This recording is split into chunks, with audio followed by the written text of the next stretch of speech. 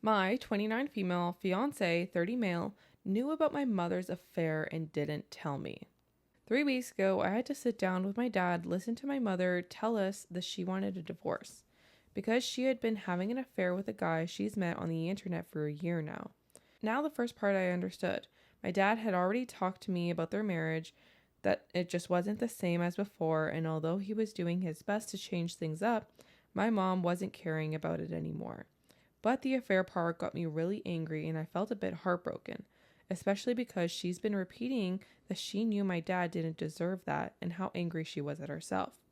So I called my fiance because I was upset and I needed to talk to somebody. Except that when I told him about it, he just goes, "About that," and proceeds to tell me that he already knew for 5 months because he would often see my mother and the man at a restaurant near his work.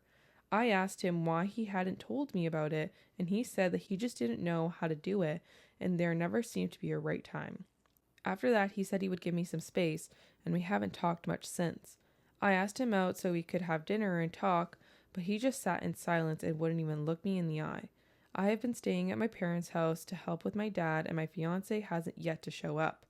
We're supposed to get married next year, and I thought at first we should change the date for later, but right now I'm feeling so uncomfortable and doubtful that I even wonder whether we should get married.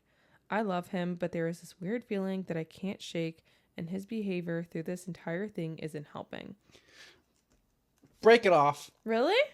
Fuck yeah. OP added this info in the comments. A lot of people seem to think that I'm blaming my fiance, and that is not the case. I'm not blaming him, and I'm well aware of the fact that my mother is the one at fault for this entire situation. My point is that he's been avoiding me even though I could really use his support in the moment.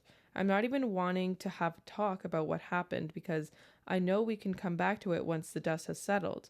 I just wanted someone to talk about mundane things with, and to also try to keep my mind away from the entire mess that's going on right now. But it seems I'll have to keep trying until then.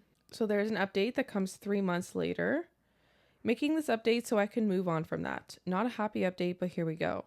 After making the post, I realized that maybe I was being accusatory and that I should try being more open with him. I invited him to my place so we could have an honest talk. He didn't show up and instead decided to call me. I was already having a hard time, so this didn't sit right with me, which led to us arguing through the phone and ended up with my now ex-fiance revealing that he had been having an affair himself with a woman from work. The fuck?